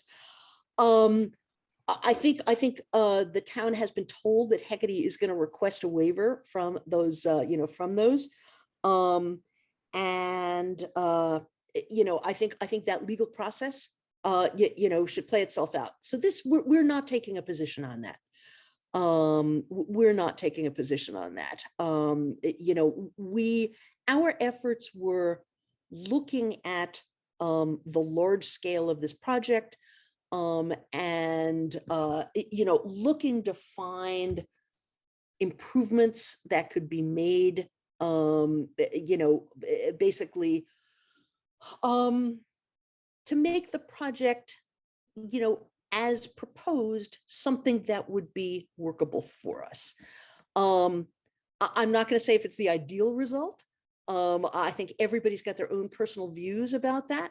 I'm not going to, you know, I think as far as the legal result, the town will take the position that the town takes, and that, you know, you know, they have got excellent counsel on the subject.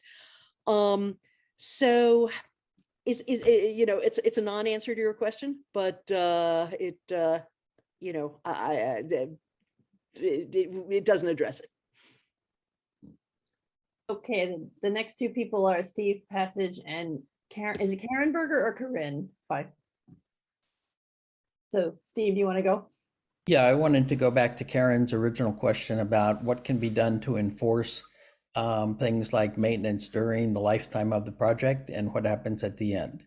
Assuming that the state gives approval to the project, if the town signs an agreement with Hecate that can add conditions like maintenance and other things, and they don't like what Hecate does, the town can sue Hecate in court. If the town never signs an agreement with Hecate, and the only thing that is there is the state order, and the town doesn't like what Hecate does, the town has to go to the state that approved the project and complain to the state. That's a very different position than if it signs an agreement with Hecate and it has independent standing and it can go into court anytime it feels like that Hecate is violating the agreement with the town. So the town has a choice, signing an agreement at some point with Hecate or just relying on the state order. Okay. Karen? Hi, thanks. So I just want some clarification on the timeline, because if they're filing tomorrow, then what does all of this mean? Like, if from my understanding, once they file, they can't really change the plan much. And we're asking for all these significant changes. I don't understand how this works. Could somebody explain that? I understand there's a public comment phase, but I don't really understand how all of these requests are going to get incorporated if they're filing tomorrow. Right. So Karen, let me just leap in on that one as well. We have asked Hecate to pause. They have not responded specifically on that point, but we have asked specifically for a number of weeks to work together, because we recognize that a number of these things, including panel configurations, should be incorporated right from the beginning. If they don't, if they go ahead and file without some of these things incorporated, then one of our options is to make a case to ORES that they should not declare the application complete until the working groups suggestions in addition to any other suggestions that that we come up with as a result of everybody else's input, are fully dealt with and incorporated. And that's something that that we have to consider doing. So it's really hoping for their good faith, but they've given no indication that they're going to pause.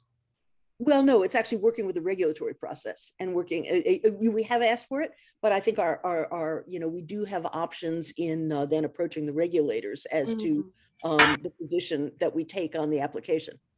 Okay. Audrey, you had. I think, and if Audrey may want to hold on, maybe Audrey can respond. I can just add one extra piece of information. So the date of February 18th, as I understand it, comes from a notice of intent to file an application from back in December that they had to provide at least 60 days in advance of filing the application. There is a second notice of application that they have to give at least 3 days before filing, and they have to mail it to people who live within a mile of the solar project. They have to put it in a newspaper. So unless anyone has gotten a mailing within the last 3 days, and it's been published in the newspaper, then I don't know if that February 18th is a date that they are sticking to. Could Alex, who's on the phone? Sorry, I did receive a notice of application, so in the mail. I received. I have as well. Yeah. So they're not pausing. No. Can I add something about the application and major changes? If they make a major change, like moving it to Copake Falls or increasing 60 megawatts to 100 megawatts, that would be a major change and it would start the process all over again. But once they've submitted their application, if they make changes like adding rail trails and walks through the park and agri-park and wetlands protection, none of that would be deemed enough to change the whole application and send it back to square one. So there's a difference between minor changes to accommodate what the working group wants and major changes that look like something very substantial, like moving the location or increasing the size. There's a difference between major and minor. Minor changes can happen after the notice of the application is filed.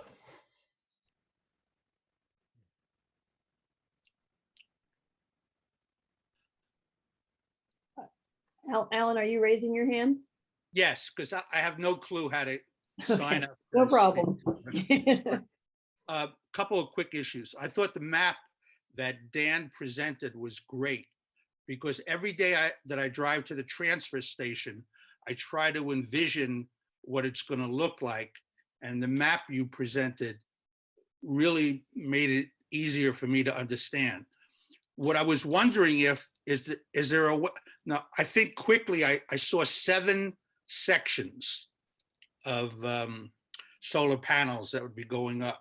Is there a way to say on each of those sections how many acres? In other words, this one's 100 acres, this one's 30 acres, this one's 40 acres, or this will be 1,000 solar panels. This will be 55 solar panels, just to have an idea of those 7 sections in relationship to the 10 acres that the town put into our local laws.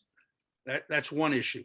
The second issue, and I know they'll never agree to this based on what that other gentleman said, I don't think Hecate ever will agree to a contract with Copake for precisely the reason then they would be legally liable if they had a contract with Copake. So I think my guess is that Hecate is just going to continue with the state. But one of the issues I'd like to raise, is it possible that Hecate could phase in the installation of the solar panels? For an example, do the 2 sections that are north of Route 23, and then do other sections, so one could judge how the project is going, as opposed to doing all 220 acres at the same time. I can speak to the land area question. I don't have them all calculated, but here, I'll share my screen real quick just to give you some sense. Oh, I can't. Chris, if you let me, I can share screen.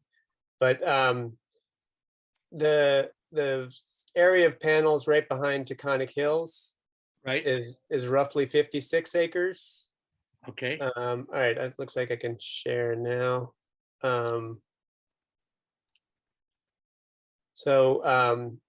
You know, we've got the 56 acres, and I want to just emphasize, these are calculations based on the accuracy of Google Maps and their calculations. So take it with a shaker of salt.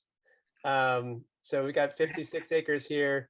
These smaller parcels, 5 and 8, I think they might be closer to 7.5 and 6, but and you can see some of the other like land areas just to start to get a sense of what the other sizes might be. But these, I only calculated the regions where we were looking at crop growing. That's why those are called out. But you can kind of get a sense of the scale from that maybe. And how many, and again, just as an estimate, how many solar panels would be in 56 acres? I don't have that number. I do believe in some of Hecate's presentations, they've talked about numbers of panels. Because it was in the thousands, if I'm correct. I would guess so. I don't know what constitutes an individual panel versus a module versus. Okay. Okay, because I can address your question about the contract with Copake. So if you were referring to the idea of Copake joining a buying club and signing a power purchasing agreement with Hecate, you said they would probably prefer to continue to sell their power to the state. So they can sell their power 2 ways. One is they sell the electrons directly, and that's what we're talking about there. The other is they can sell renewable energy credits to the state, and that's already contracted. Like that's the contract that's already in place, 460 megawatts, and that's what they have to hit. But they don't have any, but the way that they would sell their power normally is they just sell it to probably the real-time electricity market and kind of try their luck with that without being able to predict necessarily how much revenue they're going to make. And having clear revenue predictions is really, really important for people to buy and sell the project from a financial perspective. Whether or not you think it's a good idea, that's how it works. So Hecate has indicated many times, in fact, this idea originally came from them. The idea of why don't we set this up? This could be a real win-win because it helps us to know how much revenue we can forecast, and we have to sell this power anyway. And it would help residents because they feel like they're actually getting some of this power that's being produced locally. And it could be cheaper and at a fixed rate compared to what they have now. So perhaps counterintuitively, they are open to it. And it would be in addition to the power, to the renewable energy credits that they sell to the state. Thank you. Kara, I think in the interest of time, we're just a little after 8 o'clock. We should probably wrap up comments and feedback, unless anyone has anything pressing to share. Yeah, I'm not seeing any more hands, virtual or real. So I think we're good. So one final thing, again, I the think website. Steve was just waving his hand.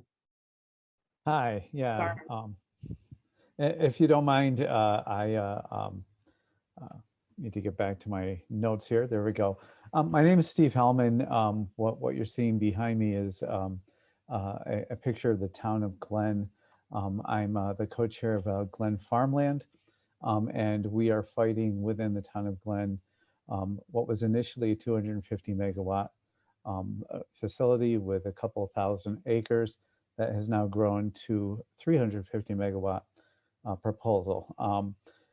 Congratulations on this meeting. I have to say the participation that you brought, the attempt to bring the community together, and the obvious hard work that you did in putting this plan together is absolutely amazing.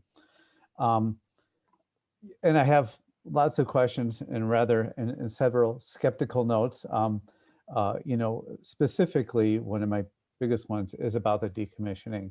I don't know if folks are, I don't really think that ORIS's regulations are probably sufficient. We're a big farming community. Our town has actually started thinking that there is no salvage value in these panels once they're done with. And so there may not be much value in decommissioning. And I'm sorry, I couldn't get the actual hands up electronically to work. So sorry for doing the hands like that. But one thing about that is we have found that the actual state regs do not require the full panel to be removed afterwards. It only requires the panel to be removed down to plow depth, and that, you know, has several different interpretations. So if there are pilings that are driven into bedrock or whatever, those will remain after decommissioning. And 25 years from now, who knows if that would actually be an environmental concern or something, you know, of no concern at all. I very interested about the community choice aggregation and hope that you continue to share that. We hope to put together, since we're in the comment period now for the climate action plan, I think this is a very good time for lots of our groups to get together and to share information. We're pursuing some sort of conference or symposium to go ahead and actually explore 94C, and explore the climate action plan and how it impacts specifically rural communities. And we hope that you'd be willing to give a presentation similar to this, or help us actually, you know, sponsor this presentation. A couple of other information sources. There's the large scale renewable data set on data.ny.gov. Someone had a question about, you know, how do we know how big these are? You can also figure out how much money is going to be made by the actual developer from the information that NYSERDA has published as part of the Tier 1 scale renewables. And I'm certainly more than happy to take anybody through that if they're interested. And as far as the phase-in, someone asked about phase-in. Part of the way that these, the Tier 1 awards that NYSERDA has done are put together is that it is a 20-year award. So any way that, anything that causes the company to actually deliver less energy in any 1 year will actually decrease the return on investment. So I would find it very unlikely that any company who has received a NYSERDA Tier 1 award is going to actually give away a portion of a year's revenue in order to do a phase-in, but hope springs eternal. So lastly, I just wanted to ask a question. You know, obviously there's a whole bunch of you know, work that went into this, and how did you guys put it all together? Was it all volunteer work, or did you go ahead and raise funds? And hire experts like the landscape architects. We're a little smaller town than you guys are. We're about 25 or 2,800 people as opposed to 3,500. But really, for such a small community, this is just a gargantuan effort. Well, Meredith, I saw you immediately pop up. So, and Bradley, you can talk to about this one. Great. We really appreciate your comments on that.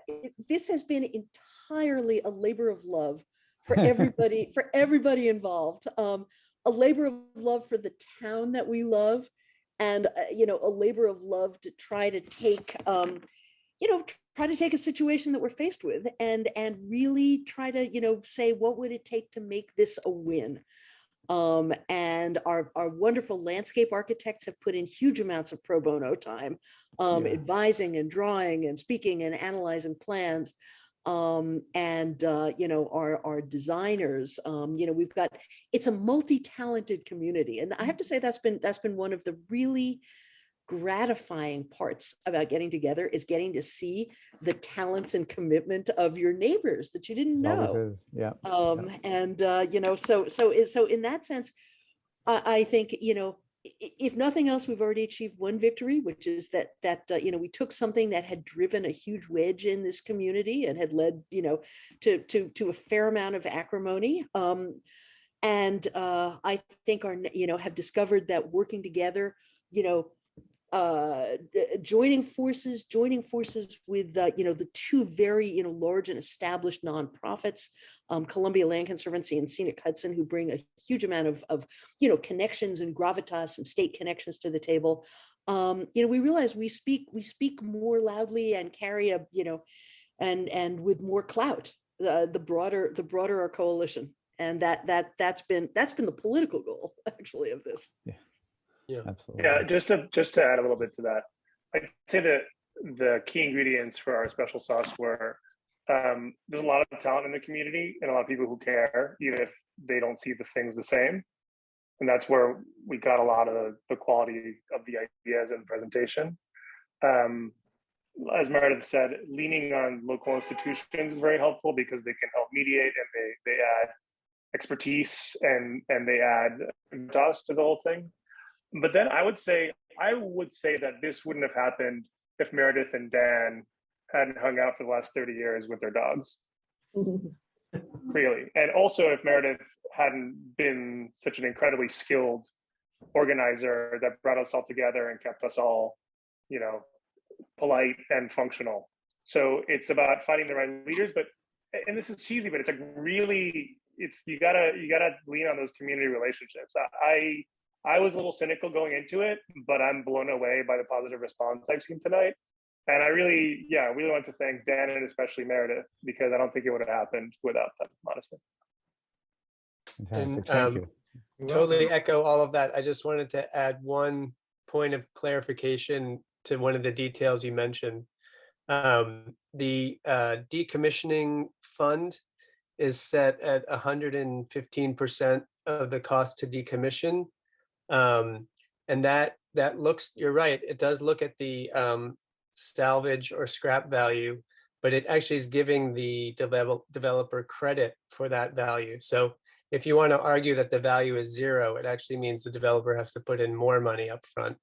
And the calculation that Hecate is doing is looking at the salvage, not the resale value, which would be higher. So it's I think, assuming they live up to the law and what they're saying now, which I have no reason to believe they won't, they are doing a conservative estimate. And as we said, the calculation gets looked at every 5 years to update it. So I personally, given your concerns you raised, I'd put that one towards the bottom of the list. Okay, thanks. I see that Tim, just one more, Tim Booth had he had to raise his hand earlier, so he just came back. So Tim, why don't you go ahead? Thanks for all your work, people. I was wondering how much money Hecate has donated to these nonprofits that you guys represent. Zero. Oh, that's a loaded question. Zero. Less than zero. Less than zero. How much have we spent fighting them? A fair amount, a fair amount. So, wow. Thank you. Yeah. Thanks. Way to end on a sour note.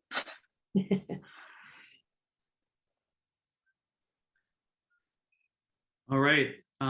Thank you, everyone. Again, all the details you saw in today's presentation are available on craryvillegateway.org.